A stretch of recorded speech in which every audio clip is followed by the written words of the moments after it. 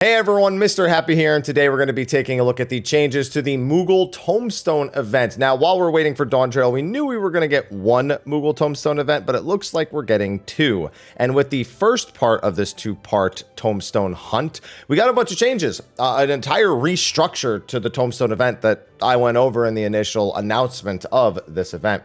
But I'm just going to walk you through in-game where to find it, where to find the Mogpendium, because that's already been a question I've gotten a handful of times.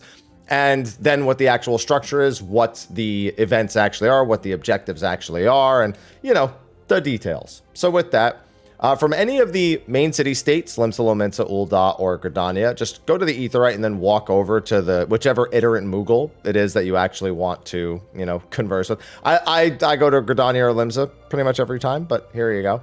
Now, once you're at the iterant Moogle, by speaking to him for the first time during the event, he will reward you with the Mogpendium. So you can see here, you can consult the Mogpendium or actually exchange the irregular tombstones. First time you speak to him, you won't even get this menu. It'll just pop up and say that the Mogpendium has been added to your collections. Now, collections is a menu that people forget about a lot.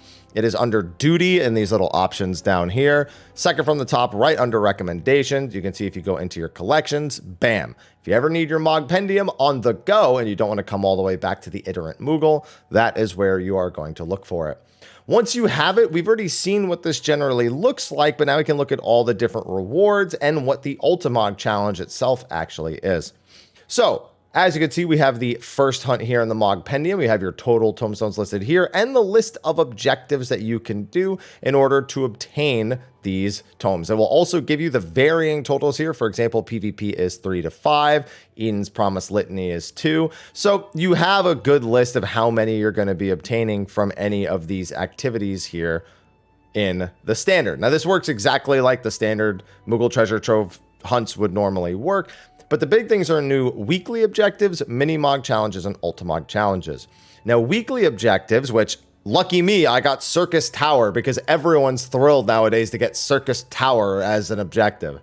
These weekly objectives are individual per person. It even states so right here. Each player will be assigned their own objective. So unfortunately, unless you got lucky, you're probably not going to be teaming up with all of your friends to do the same thing one day after work or after school or whatever.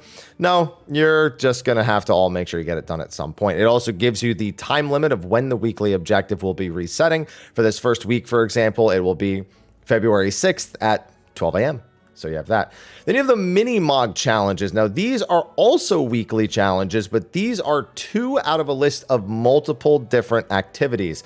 So for here, we have 5 fates in Lakeland or Calusia, and Triple Triad win a game of Triple Triad against Fufalupa in Western Thanolin, a very specific NPC and a specific zone for the fates. So this is going to change week to week. These, I believe, are the same for every single person.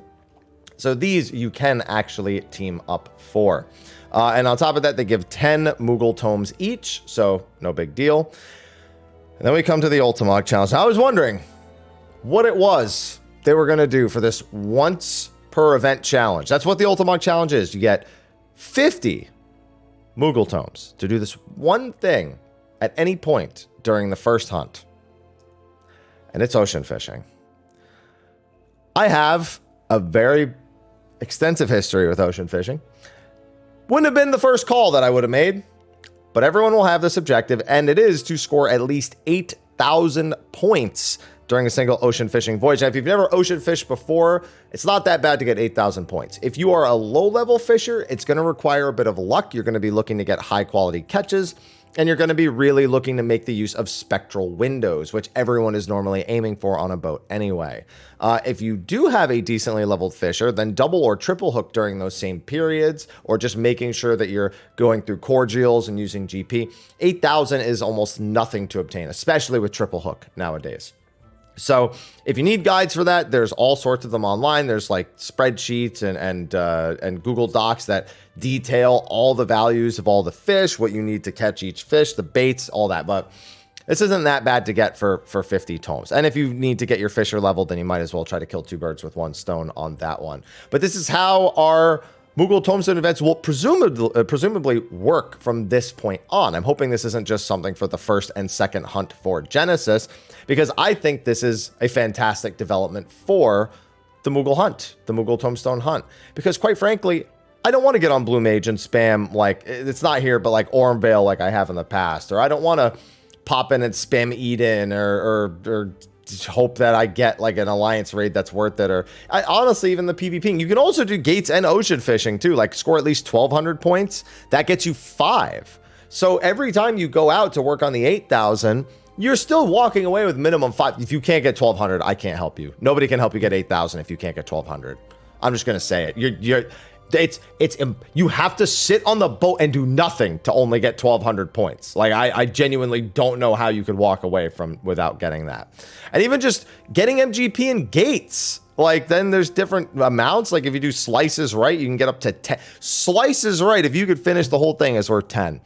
So, like, it's never been easier to get Moogle Tomes. Unfortunately, I didn't like the rewards very much from this one. They're repeats of old rewards. So hopefully the second hunt will have some different and newer rewards. But all the same, love these changes to the Moogle Tombstone event. And hopefully people are going to enjoy them as well. Anyway, just wanted to record something real quick for all of you wondering about the event. And again, I've gotten that Mogpendium question probably about half a dozen times already in the first like 30 minutes of being live. So with that, thanks for watching. Be sure to like and subscribe, and, you know, I'll make new videos when I make them. Anyway, see you in the next one.